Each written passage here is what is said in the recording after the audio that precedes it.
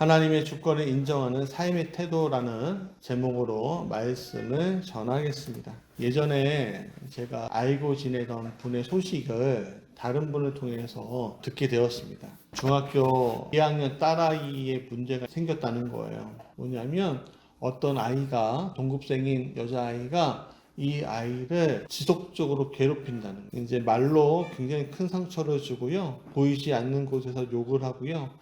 의도적으로 무리들을 만들어서 아이를 따돌리고 괴롭히는 거예요. 그래서 이 아이가 선생님한테 얘기했는데, 선생님, 이 아이가 계속 저한테 그래요. 어떻게 하면 좋겠어요? 라고 하니까 선생님이 그 아이하고 우연히 만났을 때 얘기했나 봐요. 아무개야, 너 그렇게 하면 안 돼. 그랬더니 이 아이의 엄마가 와서 오히려 선생님을 고발하고 그 아이를 고발했다는 거예요. 학폭위에. 그래서 너무 황당하고 진짜 마음 가운데 분이 막 올라오는데, 이 문제는 선생님조차 계속 이렇게 오니까 이제 상황을 외면하시더라 이거죠. 그러니까 그 아이는 전학까지 고민해야 하는 막막한 상황에 놓였다는 이야기를 들었습니다. 전 그때 이 이야기를 들으면서 알게 된 어떤 목사님의 이야기를 들었습니다. 그 목사님의 자녀가 오토바이를 몰았는데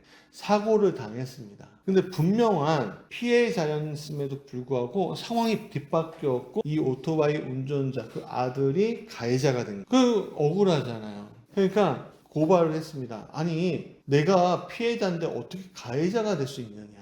근데 그걸 또 패소했어요. 목사님이 너무 화가 나고 끝까지 내가 정의를 세우겠다 하고서 대법원까지 갔습니다. 몇 년의 시간이 흘렀어요. 결국 패소합니다. 그러니까 몇 년 동안 모든 시간과 에너지를 쏘아부은 끝에 목회는 어려워지고 재정도 무너지는 매우 힘든 처지에 놓이게 되더라라는 이야기입니다. 우리는 이런 이야기를 접할 때 자연스럽게 한 가지 방향으로 생각합니다. 누가 옳으냐, 누가 잘못했는가 라고 따집니다. 옳음을 세우고 잘못한 것을 바로 잡아야 한다고 여깁니다. 그런데 우리의 삶을 돌아보면 이와 비슷한 일들이 굉장히 많이 자주 우리에게 찾아온다는 것입니다.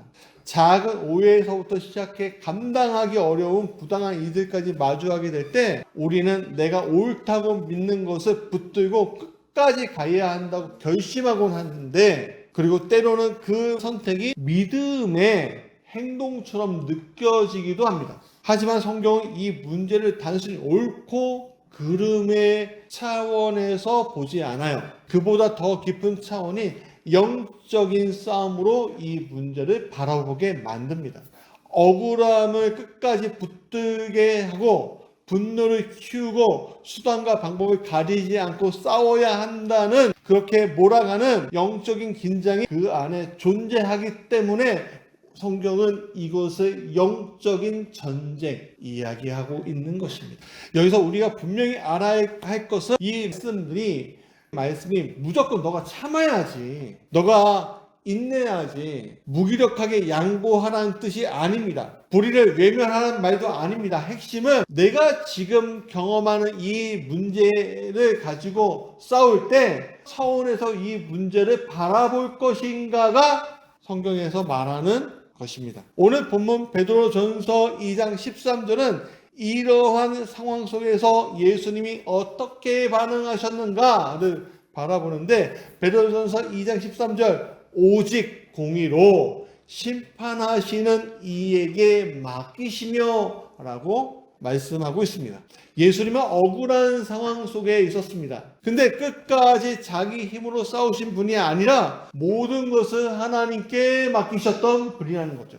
오늘 이 말씀을 통해 하나님의 주권을 인정하는 삶의 태도가 무엇인지, 그리고 그 삶이 어떻게 우리를 변화시키는지를 함께 나누고자 오늘 본문 이야기를 좀 하려고 합니다. 오늘 본문 베드로전서 2장 19절은 이렇게 말합니다. 부당하게 고난을 받아도 하나님을 생각함으로 슬픔을 참으면 이는 아름다우나 라고 얘기하고 있습니다. 우리의 삶에는 참으로 억울한 일들이 많습니다. 잘못한 것이 없는데 오해를 받고 정직하게 살았는데 손해보는 일들이 엄청나게 많이 우리의 삶 가운데 일어납니다. 성경은 이것을 부당한 고난이라고 말합니다. 그런데 우리의 삶 가운데 일어난 이런 고난들이 다 부당한 고난일까요? 내가 당하는 고통이 다 부당한 고난일까요? 안타깝게도 우리는 내가 겪는 모든 어려움을 부당한 고난의 범죄에 끼워 넣으려고 합니다. 그렇게 이해하려는 경향이 있다는 거예요. 그래서 베드로전서 2장 20절에 이렇게 얘기합니다. 죄가 있어 매를 받고 참으면 무슨 칭찬이 있으리요라고 얘기합니다. 이 말씀의 교훈은 단순합니다. 어려움이 다 고난은 아니지 않느냐 하는 거예요. 어떤 어려움은 고난이 아니라 내가 책임져야 할 결과일 수 있다는 거예요. 내 잘못된 선택으로 생긴 일, 내 판단의 실수로 혹은 마땅히 감당해야 할 책임에서 비롯된 일이라면 그것은 억울한 고난이 아니라 스스로 돌아봐야 할 문제야 라고 성경은 얘기해 주고 있는 거예요. 예를 들어 볼까요? 어떤 건물의 주인이 그리스도인입니다. 근데 건물을 너무 부실하게 시공했어요. 그래서 부실하게 시공한 나머지 그 건물이 무너져서 사람들을 죽이고 다치게 하는 일을 만들었습니다. 그러면 여러분들 이 상황을 두고 억울한 고난이라고 이야기할 수 있습니까? 없죠. 여러분 이 이야기가 삼풍백화점입니다. 그때 필요한 질문은 왜 나에게 이런 시련이 일어났는가가 아니라 내가 책임져야 할 부분은 없는가? 만약 내게 책임이 있다면 그 자리는 고난의 자리가 아니라 정죄의 자리인 거죠. 책임을 져야 할 자리인 거죠. 그 자리에서 필요한 것은 무작정 참는 것이 잘못을 인정하고 돌이키는 것입니다. 어떤 학생이 요번에 성적을 100점 맞아야지 라고 생각하고 열심히 공부하지 않고 그래도 나름대로 최선을 다해서 하고서 공부했다고 합시다. 근데 성적이 나쁘게 나왔어요. 그러면 어떤 선택이에요? 누가 책임져야 돼요? 안 좋은 찍기 실력을 안 주신 하나님을 원망해야 돼요? 아니면 내가 공부 안 했구나 라고 생각해야 돼요? 그렇죠. 우리가 상황도 마찬가지입니다. 우리가 직업을 선택할 때 그 직업을 위해서 스펙을 열심히 준비하고 공부하고 하는 것들은 다 그 사람의 선택입니다. 떨어지고 붙는 거는 그 사람의 선택의 결과예요. 부당함이 아니잖아요. 그러나 분명히 또 다른 경우가 존재하죠. 정말 정직하게 살았는데 오해를 받고 선을 행했는데 손해를 보고 아무런 잘못이 없는데 부당한 일을 당하는 경우가 자주 있습니다. 그것이 성경이 말하는 고난입니다. 말씀이 이렇게 격려합니다. 선을 행함으로 고난을 받고 참으면 이는 하나님 앞에 아름다우니라 라고 얘기합니다. 두 가지 자리는 겉으로 보기에는 비슷해 보일지 모르지만 본질적으로 완전히 다릅니다. 하나는 회개가 필요한 자리고 또 하나는 믿음으로 견뎌야 할 자리인 거예요. 그런데 우리는 이 둘을 혼동하면서 이 문제에 대해서 하나님을 탓할 때가 많습니다. 이것은 영적인 삶 속에서 일으키는 굉장히 중요한 실수인 거죠. 앞서 들었던 이야기들을 다시 떠올려 보십시오. 학교 폭력 피해 가족과 또 억울하게 패소한 목사님, 서론에서 얘기했죠. 이분들이 겪는 고난은 분명 부당한 것이었죠. 하지만 우리 자신의 이야기를 돌아올 때 우리는 솔직하게 물어야 합니다. 지금 내가 겪는 이 어려움은 고난인가? 아니면 내가 책임져야 할 문제인가? 이 분별이 흐려지면 정작 우리가 돌아봐야 할 자리에서는 우울함만 보이는 거예요. 성경은 강조하죠. 하나님을 생각함으로, 그러니까 하나님을 의식하며 이 상황을 너가 직시해야 한다라고 얘기하는 거예요. 직시. 결국 중요한 것은 이 상황의 힘겨움 자체가 아니라 이 일이 하나님 앞에서 어떤 자리인 것인가를 정확하게 하는 것이에요. 두 번째, 맡김의 문제라는 거예요. 우리 한 가지 질문이 남아요. 과연 이러한 부당한 고난 앞에 우리가 있을 때 도대체 어떻게 내가 살아가야 할 것인가? 베드로전서 2장 23 이 질문에 대해서 아주 분명한 답을 제시하는데요. 같이 읽어볼까요? 시작. 욕을 당하시되 욕하지 아니하시고 고난을 당하시되 위협하지 아니하시고 오직 공의로 심판하시는 이에게 맡기시며 라고 했습니다. 예수님 역시 이 땅에서 참으로 억울한 일을 당하셨습니다. 수많은 사람들에게 모욕적인 욕설을 들으셨고 차가운 조롱을 받으셨고 아무 죄 없이 정죄에 당하셨죠. 그러나 이 상황 안에서 예수님은 어떻게 반응하셨죠? 생각해 보세요. 그분은 결코 상대를 향해 맞서거나 대갚지 아니하셨습니다. 여기서 우리가 결코 오해하지 말아야 할 지점이 있어요. 예수님이 가만히 계셨던 것은 힘이 있어서가 아닙니다. 상황을 포기했기 때문도 아닙니다. 모든 것을 하나님께 맡기셨다는 거예요. 공의로 심판하신 이에게 맡기시며라는 말씀은 단순히 수동적으로 참으셨다는 것이 아니라 모든 판단의 권한을 하나님께 넘겨 최종의 결과까지 하나님의 손에 온전히 맡겼다는 능동적인 신뢰의 표현이에요. 보통 우리는 억울한 일을 당하면 본능적으로 반응하잖아요. 어떻게든 상황을 설명하고 애쓰려고 하고 나의 결백을 증명하려고 하고 흐트러진 상을 내 힘으로 바로잡으려고 합니다. 그게 보통 세상을 사는 사람들의 모습이죠. 결국은 내가 이 문제를 해결해야 된다고 생각하는 거예요. 근데 생각해 보십시오. 해결이 됩니까? 해결이 되냐고요. 하지만 예수님은 다르게 행동하셨다는 거예요. 내가 스스로 해결하려고 고집하지 않고 오직 하나님께 맡겨드렸다라는. 사실 무엇인가를 맡긴다는 것은 결코 쉬운 일이 아니죠. 맡긴다는 것은 곧 내가 이 상황을 더 이상 통제하지 않겠다는 뜻이고 내가 원하는 대로 결과를 정하지 않겠다는 항복을 의미하는 거예요. 우리는 차마 맡기지 못한 채 억울함을 붙들고 분노를 가슴에 품은 상황을 내 손아귀에 쥐면서 괴로워한다는 거예요. 제 아내 돌아가신 이모부님이 공무원이셨는데 너무 억울한 일을 당하신 거예요. 그래서 결국 사직 당했습니다. 억울한 일을 어떻게 해결하려고 발버둥 치셨겠죠. 해결이 안 돼요. 그러니까 가슴속에 응어리가 남으니까 어떻게 했냐면 매일마다 술이 자기의 친구가 돼버리는 거예요. 결국에는 폐인이 돼버리시고 가족은 가족대로 더 어려움에 처하고 삶의 나머지 인생을 과거를 붙들고 살아가는 거예요. 보통 우리의 선택들이 그렇다는 거예요. 자녀들은 억울함과 분노를 아버지에게 그 상황을 준 그 나쁜 사람에게 있는 것이 아니라 아버지 자체. 우리 아버지는 왜 이 상황에 대해서 그것만 붙들고 사셨을까? 우리는 그래서 왜 버림을 받았을까? 그것 때문에 상처 입고 살아가셨어요. 그게 우리의 세상 살 때의 모습이라는 거예요. 그러나 예수님을 보세요. 예수님은 마지막 순간까지 자기 권리를 붙들지 않았습니다. 이것이 바로 하나님의 주권을 인정하는 삶의 실체예요. 주님의 주권을 인정한다는 것은 입술로 하나님이 하시지요. 하나님이 일하십니다. 하나님이 일하실 거예요 라고 고백하는 것이 아니라 실제 삶에서 나는 이제 모든 것을 주님 앞에 내려놓습니다. 결단하며 사는 겁니다. 그게 부당한 고난이든 내 실수로 책임져야 할 고난이든 동일한 겁니다. 그렇다면 어떻게 맡깁니까? 맡김이 믿음의 선택이라면 그 선택은 실제 삶에서 어떻게 이루어져야 하냐?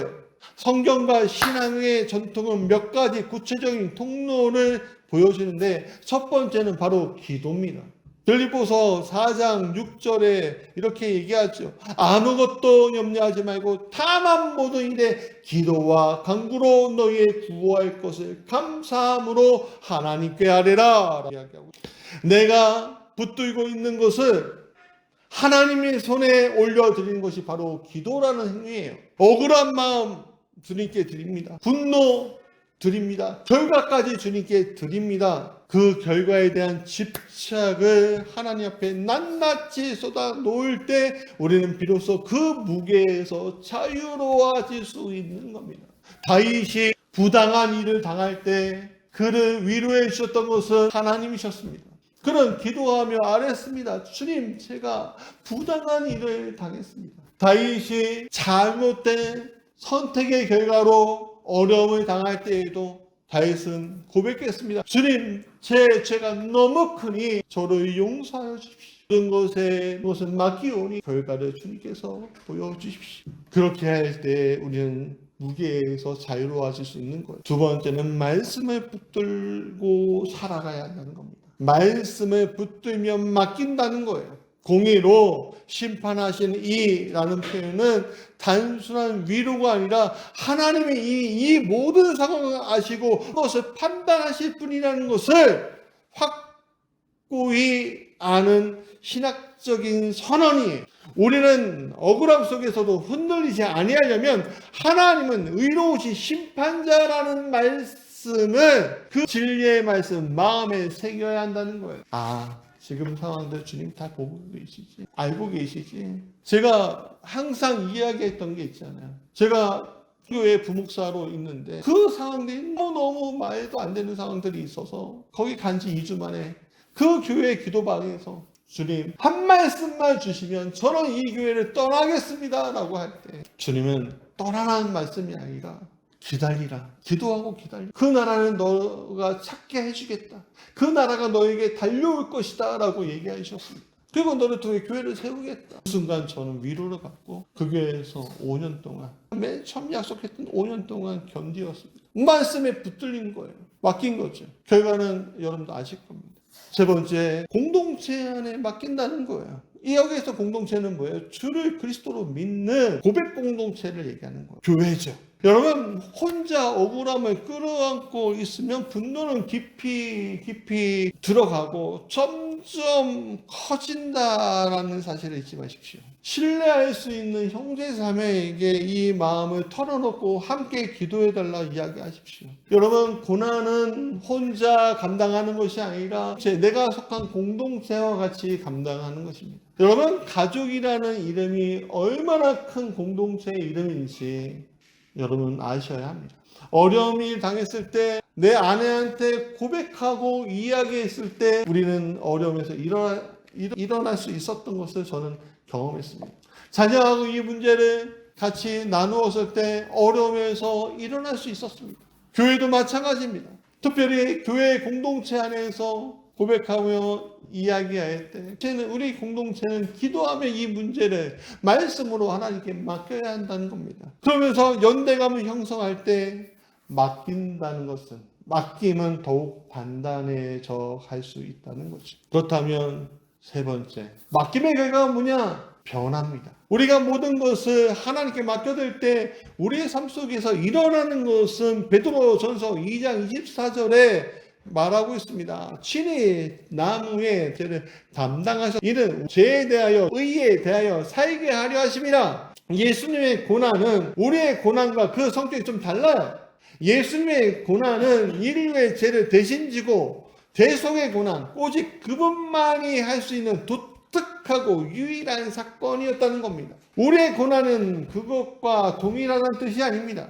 물론 가족 안에서는 이루어질 수 있는 거겠지만 인류 전체의 대속하고는 좀 다르죠. 그렇다면 베드로는 예수님의 고난을 우리에게 어떻게 제시하고 있습니까? 그것은 예수님의 고난의 열매라고 이야기하고 있는 겁니다. 예수님이 모든 것을 하나님께 맡기셨을 때 그 고난은 단순한 고통으로 끝나지 않고 죄의 사슬을 끊고 의의 삶이 시작되고 수많은 영혼이 치유받는 역사가 일어났다 말하고 있는 겁니다. 이것이 하나님께서 고난을 통해 이루신 일의 방식입니다. 살게 하시며 우리의 삶을 점점 예수님의 닮은 모습으로 빚어가신다. 맡김은 우리 고난도 마찬가지입니다. 패배가 아니라 하나님이 일하시는 통로가 되는 거예요. 여러분, 내가 오늘 고난이요, 저 사람한테 위로가 되는 거예요. 예전에 신방 갈 때 신방 대원 두 분이 있는 거예요. 한 분은 위암에서 살아나셨고 한 분은 심장병에서 살아나셨어요. 이 두 분을 데리고 하기 멀리 가평인가요? 거기까지 인천에서 갔는데 거기에서 그분을 만났는데 저는 안수해주고 기도해줬는데 그것보다는요, 아팠다가 죽을 뻔했다가 살아난 이분들의 간증과 위로가요 더 힘이 크더라고요. 그게 열매더라고요. 내가 당한 고난이 앞으로 저 사람들한테 위로가 될 수 있고 희망이 되어줄 수 있구나 라는 생각을 여러분 잊지 마십시오. 여러분, 이 세상에서 성공하는 사람들이 그냥 쭉쭉쭉 계속 올라왔을까요? 아닙니다. 실패를 거듭하다가 어떻게 해요? 한 번의 성공을 통해서 올라오게 된 거죠. 그래서 그 자리에서 고난을 두려워하지 마세요. 실패는 성공의 어머니입니다. 이런 얘기를 하는 거예요. 우리는 때때로 이런 회의감에 빠지죠. 이걸 참는다고 뭐가 달라질까? 맡긴다고 해서 이 복잡한 문제가 해결될까? 맞아요. 쉽지 않죠. 그리스의 영웅, 마케도니아의 영웅 알렉산더 대왕이라고 부르죠. 알렉산더가 어떤 도시를 점령했습니다. 그 도시에는 실타래처럼 묶인 실들이 있습니다. 전설에 의하면 이 복잡한 것을 푸는 자는 세계를 얻을 것이다 라는 전설이 있는 실타래였어요. 뭐 조그만 게 아니었겠죠. 온갖 사람들이 그 줄타래를 풀려고 노력했지만 안 되었습니다. 그 전설을 들은 알렉산더가 단번에 풀어버립니다. 어떻게 푸는지 아세요? 그렇죠. 칼을 딱 끼더니 한 번에 딱 잘라버립니다. 그리고 그 엉킨 줄들이 깨끗이 잘라지고 풀어지죠. 그리고 세계를 정복하죠. 우리의 생각으로는 풀리지 않는 것이요, 하나님께 맡김으로 풀려지는 이들이 얼마나 많은지 모릅니다. 성경이 말하는 핵심은 하나님이 관심을 두시는 것이 단순히 문제 해결이 아니라 고난의 과정을 통해서 너 자신을 변화시키는 데에 큰 뜻이 있다는 것을 알려주고 있는 거예요. 뭐예요? 고난은 나의 변화로 이어지고 이 변화는 열매가 되어서 다른 사람들을 하나님을 전할 수 있게 간증케 한 열매가 되어진다는 것. 그래서 때로는 하나님은 상황을 즉각 바꾸기보다는 고난의 자리에 있는 우리 자신을 먼저 변화시킨다는 거예요. 25절에 이러한 모든 여정의 결론을 보여주죠. 같이 읽어볼까요? 시작. 너희가 전에는 양과 같이 길을 잃었더니 이제는 너희 영혼의 목자와 감독 되신 이에게 돌아왔느니라. 맡김은 끝이 아니고 패배도 아닙니다. 절망도 아닙니다. 하나님께 돌아온다는 거예요. 우리는 하나님께 맡기면 지는 것 같고 막대한 손해를 보는 것 같고 결국 내 손에는 아무것도 남지 않을 것 같은 두려움에 있는데 그것은 마귀가 주는 두려움입니다. 그래서 마귀는 꼭 쥐라고 얘기하죠. 그러나 모래 알갱이를 꼭 쥐고 있으면 모래 알갱이가 손에 남습니까? 아니잖아요. 피고 있어야지만 남는 거 아닙니까? 그게 영적인 실상의 모습인 거예요. 우리가 맡길 때 우리는 하나님께 더 가까이 나아가게 되고 우리의 인격과 삶은 점점 예수님을 닮아가는 성숙을 경험하게 되는 거예요. 그게 바로 성화예요. 자, 말씀의 결론입니다. 끝이 아닌 시작이라는 거예요. 서론에서 두 가지 이야기를 했죠. 학교 폭력으로 억울함 당한 가족과 정의를 세우려다가 모든 것을 잃은 목사님. 이분들의 상황이 잘못된 것이었습니까? 아니죠. 억울함 분명히 실제였습니다. 그 고통은요, 가볍지 않아요. 그러나 우리는 오늘 이 말씀을 통해 이 질문을 갖게 되는 겁니다. 내가 이 억울함을 끝까지 붙들고 있을 것입니까? 아니면 공의로 심판하시는 하나님께 맡겨드릴 것인가? 선택이 삶의 방향을 바꾸는 거예요. 하나님께 주권을 맡기고 그렇게 주권을 드리고 인정하는 삶을 통해서 물론 쉬운 선택지는 아니죠. 쉬운 거 아니에요. 그러나 세상과는 다른 선택을 할 때 세상에서 내가 손해볼 수 있는 일이 굉장히 많아질 수 있지만 또 세상은 우리에게 패배자라고 부를지도 모르겠어요. 루저라고 하죠, 요즘에. 마치 골고다 십자가에서 예수를 조롱하며 아들이거든 내려와 보라! 라고 이야기했던 강도 있잖아요. 강도의 말처럼 우리의 삶과 억울함이 고난이 그렇게 우리에게 쪼여올 거예요. 그런데 내가 내 삶의 주인이 되어 끝까지 내 권리를 외치며 주장한다고 하면 그러면 문제는 해결이 돼요? 우리는 결코 하나님의 일하심을 경험할 수 없는 거예요. 내가 다 키웠지, 다 했어. 저도 내 자녀를 키우지만 항상 고백하는 것은 하나님이 키우셨지. 하나님이 이 아이들의 삶을 책임지실 거예요. 물론 아이들은 혼내기도 하고 야단치기도 하지만 그것뿐이죠. 뭐 내가 어떻게 하겠어요. 교회도 마찬가지죠. 우리가 닥쳐져 있는 모든 삶이 마찬가지죠. 내가 어떻게 하겠어요. 내 삶을. 당장 내 일도 모르는 내 삶을 어떻게 알겠어요. 그래서 많은 사람들이 내게 삶을 모르니까 돈을 벌려고 하고요. 권력을 주려고 하고요. 어떻게든 내가 저 사람보다 좀 더 큰 권력을 잡으려고 애쓰잖아요. 정치권 뉴스들이 그거 아닙니까? 루저가 되고 싶지 않은 거죠. 그런데 그렇게 할지라도 우리는요, 고통당하는 걸 피할 수가 없어요. 요즘에 재밌게 보는 유튜브 하나 있거든요. 개가천선 서인영. 베이비복스의 서인영 씨라고 굉장히 뭐라고 할까, 우리 세대에서 굉장히 반짝반짝 빛나는 사람이 있었는데 이 사람이 100억을 벌었대. 100억을 벌었대. 그래서 여기서부터 백화점에 가면 입어놓은 게 너무 귀찮아갖고 여기서부터 여기까지 다 주세요. 그럴 정도로. 집에 가면 신발이 이렇게 쌓이고. 네. 어떻게든 채워보려고 결혼도 하고 여러 가지 일을 때. 근데 어느 순간에 딱 보니까 통장의 잔고가 0원이래요. 어느 순간에 보니까 이혼한 사람이 되었대요. 어느 순간에 보니까 완전히 망가져서 회복할 수 없는 사람이 되었대요. 그러면서 그가 교회를 다니기 시작합니다. 세상 노래 부르면서 돈을 벌었던 사람이 일종의 성가대에서 찬양대에서 노래 부르는 것이 더 기쁜 일이 되어버렸답니다. 성품이나 이런 것들이 다 바뀌지는 않아요. 그러나 이제 목표가 달라진 거죠.